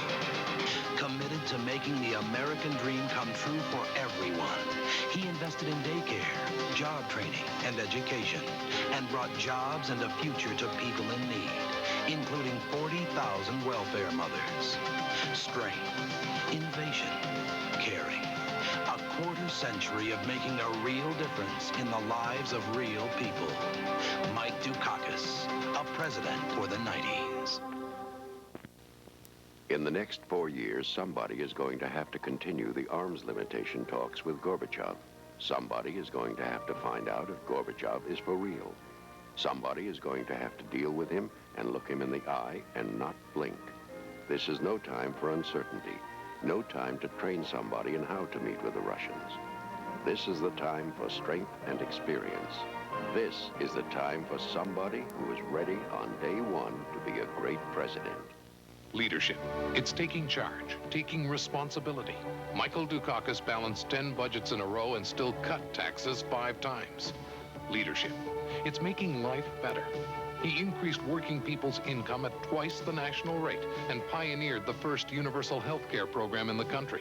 And that's why America's governors, both Democrat and Republican, voted Michael Dukakis the most effective governor in the nation. Michael Dukakis for president. Let's take charge of America's future. But when George Bush picked Dan Quayle as his vice presidential nominee, the Dukakis campaign fired the first negative ad of the fall. Showing a picture of the Oval Office with a heartbeat in the background, the ad asked whether Quayle was qualified to be vice president. And the Bush people didn't take that lying down. The most famous commercial of Campaign '88 was produced by the Bush campaign. It was filmed in black and white, and it showed a prison with a revolving door, using the Willie Horton case as its premise. Under a furlough program during Dukakis' term as governor, a prisoner by the name of Willie Horton was let out on a weekend furlough, and he ended up raping and killing another person. In the late days of the campaign, Dukakis would try to paint Bush as the only candidate who had run negative ads. But when you look back at the entire campaign strategies of both candidates, it's safe to say that both campaigns tried it. The difference? The negative ads of the Bush campaign worked. The negative ads of the Dukakis campaign didn't. Dukakis then tried to take the high road, but it was too late. Toward the end, even Bush pulled off his negative ads, and both candidates took to the airwaves on election eve for one final half-hour broadcast. The most powerful man in the world is also mortal. We know this all too well in America. 1 in 5 American vice presidents has had to rise to the duties of commander-in-chief. 1 in 5 has had to take on the responsibilities of the most powerful office in the world. For this job, after 5 months of reflection, George Bush made his personal choice, J. Danforth Quayle. Hopefully, we will never know how great a lapse of judgment that really was. As governor, Michael Dukakis vetoed mandatory sentences for drug dealers. He vetoed the death penalty. His revolving door prison policy gave weekend furloughs to first-degree murderers not eligible for parole. While out, many committed other crimes like kidnapping and rape, and many are still at large. Now Michael Dukakis says he wants to do for America what he's done for Massachusetts. America can't afford that risk. In the debate, Dukakis said 37 million Americans don't have health insurance. That's not true, is it? Afraid so. And Dukakis came up with that health insurance plan for working people. It's going to play real well with the middle class. We get enough problems with the middle class. So what does Bush do? Wraps himself up in the American flag. Not that again. Would you rather talk about Dukakis' health insurance plan? Get out the flag, boys. They'd like to sell you a package. Wouldn't you rather choose a president? As a candidate, Michael Dukakis called Boston Harbor an open sewer. As governor, he had the opportunity to do something about it, but chose not to. The Environmental Protection Agency called his lack of action the most expensive public policy mistake in the history of New England. Now, Boston Harbor, the dirtiest harbor in America, will cost residents $6 billion to clean. And Michael Dukakis promises to do for America what he's done for Massachusetts. For 7.5 years, George Bush personally weakened regulations on corporate polluters, failed to push for the cleanup of toxic waste sites, twice supported the veto of the Clean Water Act, and opposed a ban on ocean dumping. And now suddenly George Bush tells you he's going to be the environmentalist president. Do you believe that? The League of Conservation Voters doesn't either. They gave George Bush a D rating, and they endorsed Michael Dukakis for president, because the best America is yet to come. Michael Dukakis has opposed virtually every defense system we developed. He opposed new aircraft carriers. He opposed anti-satellite weapons. He opposed 4 missile systems, including the Pershing II missile deployment. Dukakis opposed the stealth bomber and a ground emergency warning system against nuclear attack. He even criticized our rescue mission to Grenada and our strike on Libya. And now he wants to be our commander-in-chief. America can't afford that risk. George Bush sat by while his administration tried to cut $200 billion out of Social Security. In fact, in 1985, George Bush personally cast the tie-breaking Senate vote to cut $20 billion in benefits. And now suddenly George Bush tells you he's on your side. He didn't vote for you. Why should you vote for him? Vote for the man you know will protect Social Security and make sure it's there for you when you need it. Michael Dukakis for president. The best America is yet to come. Bush and Dukakis on crime. Bush supports the death penalty for first-degree murderers. Dukakis not only opposes the death penalty, he allowed first-degree murderers to have weekend passes from prison. One was Willie Horton, who murdered a boy in a robbery, stabbing him 19 times. Despite a life sentence, Horton received 10 weekend passes from prison. Horton fled, kidnapped a young couple, stabbing the man and repeatedly raping his girlfriend. Weekend prison passes. Dukakis on crime. I know that you're aware of this mailing from the Maryland Republican Party because it received a lot of attention over the weekend. Yes. In which, is this your pro-family team for 1988? It is Michael Dukakis and Willie Horton, who was on the furlough. You say that this is a country of fair play. Do you think that this is fair play? Do you think that's fair play? Do you think this is fair play? Would you want your sister to date this guy? Do you think this is questioning whether I am nuts or not? I mean, Tom, look, I love to watch plant closings almost as much as when they bloom. Do you think that's fair play? I don't know how you define it, but these campaigns have some rough and tumble in them. If you took so long to answer those negative ads, if you have difficulty putting together an advertising team that can respond quickly and effectively, if you have difficulty uniting what is still the majority party of the country behind you, why should anyone believe that you could organize and run the government? You know, this is not about who puts together the best commercials or who puts together the best advertising. It's which one of us, Mike Dukakis or George Bush, has the strength and the values and the ability to lead this country.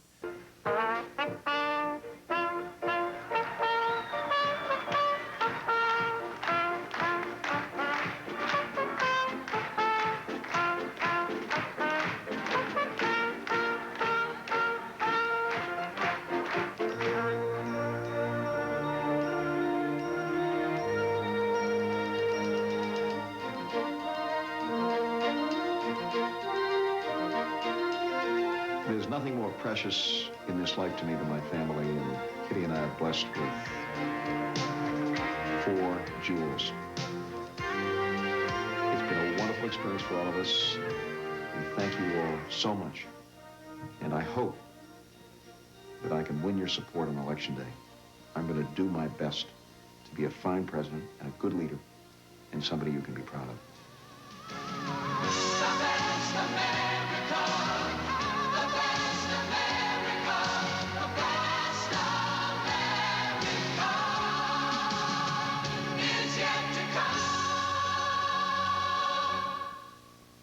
Over 100 years ago, just prior to an election, Lincoln wrote to a friend, and here's what he said.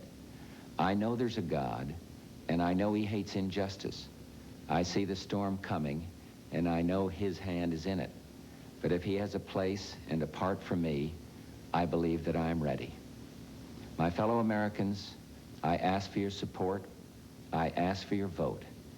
Thank you, and God bless. Office. On election eve, all of the major polls in the country gave George Bush a 5 to 10 percentage point lead. It was clear throughout the entire fall that Dukakis would have to overcome tremendous odds in the Electoral College. The South and the West were now almost solidly Republican. So Dukakis spent a great deal of his time in the remaining days of the campaign in the Midwest and in California. He would end up winning New York, but that was all. Dukakis would lose in Ohio, Indiana, Illinois, Michigan, Pennsylvania, and California. Once again, in 5 of 6 elections, the Republican presidential candidate had won, substantially. But also, once again, the Republican coattails were short. The Democrats picked up 1 Senate seat, adding to their 54-46 advantage. And the Democrats would pick up 12 House of Representative seats as well. The headline at this hour, the Bush-Quayle ticket on the verge of the magic 270 electoral college votes needed to win as Michael Dukakis takes New York.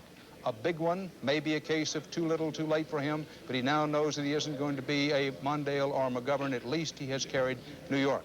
Democrats have now won enough Senate races for us to say that our CBS News estimate is the Democrats will keep control of the United States Senate. Now let's take a look. As we came to 9 o'clock in the Eastern time zone, just before 9 o'clock, this is the way our CBS News estimates look.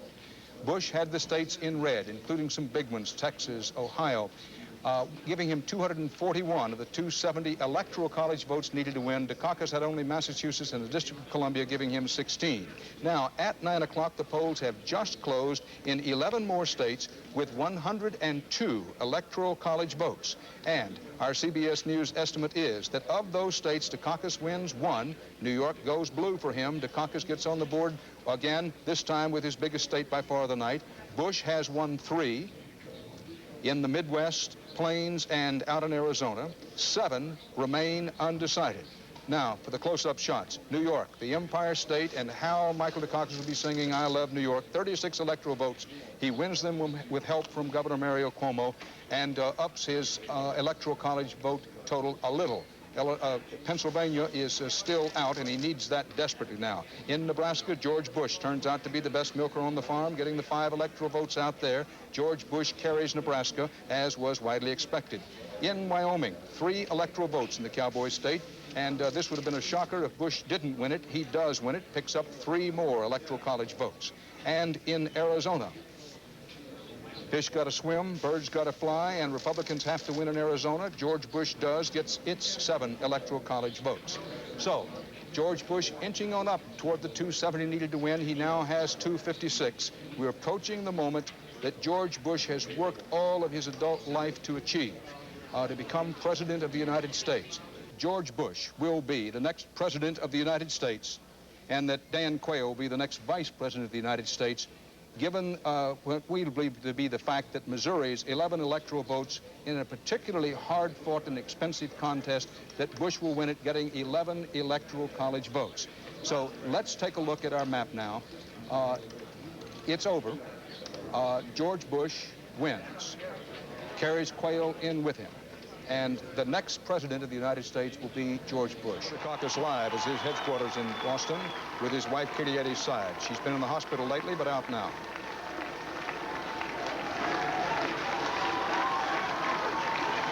Thank you all very, very much. Kitty and I and our family can't even begin to express our gratitude to you and to hundreds of thousands of people like you across this country who have given so much to us and to the American people in the last 18 months.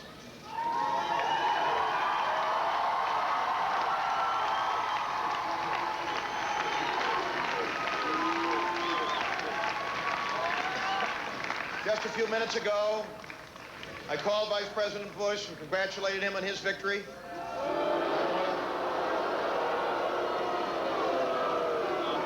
I speak for all of you and for all the American people when I say that he will be our president, and we'll work with him.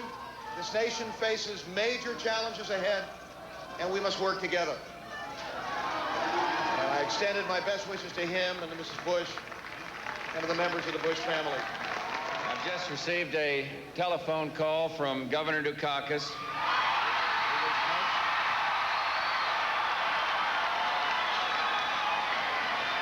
And I want you to know he was most gracious. His call was personal. It was genuinely friendly. And it was in the great tradition of American politics.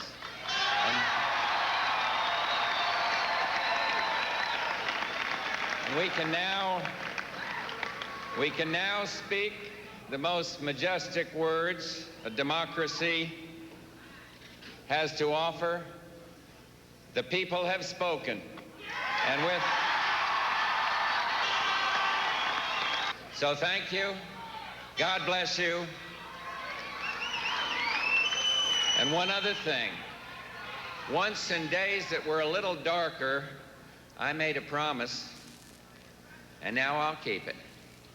Thank you, New Hampshire. Thanks for everything, and God bless America. Thank you all very much. On January 20th, 1989, the day George Bush was sworn in as our nation's 41st president, Campaign 1992 officially began. Providing George Bush seeks another term, somewhere, a Democrat out there awaits him. And we'll be there covering it all for you right here on HBO, your Heath broadcasting organization. Reporting for the last time for Campaign 88, I'm Jim Heath. Thanks for joining us. Good night. I'm not personally bitter.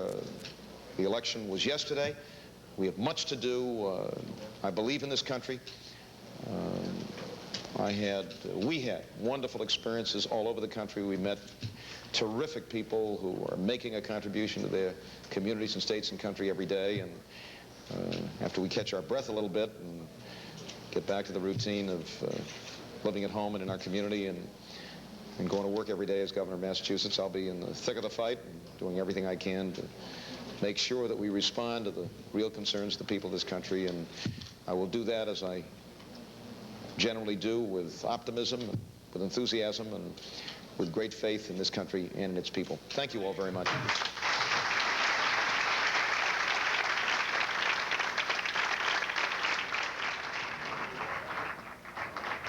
George and Dan and Bar and Marilyn, it's wonderful to have you here. And if anyone wants to know how Nancy and I feel about this moment, just read our smiles. Actually, though, I have some figures here that I thought you and the rest of the country might be interested in. According to my calculations, it's only 1,188 days to the Iowa caucus. I know it's autumn, getting on to late fall, but I have a sense of blooming, kind of sense of spring, and all these new beginnings, and a wonderful new era, rich with possibilities and full of hope. It's good news, and I am very, very happy. Barbara and I are happy and blessed to be with you here today. Thank you, and God bless you, and God bless the United States of America. Thank you. The time is soon. The place is America. This is the way life should be. Someday, very soon, right here in America, a brighter future is what we're gonna see.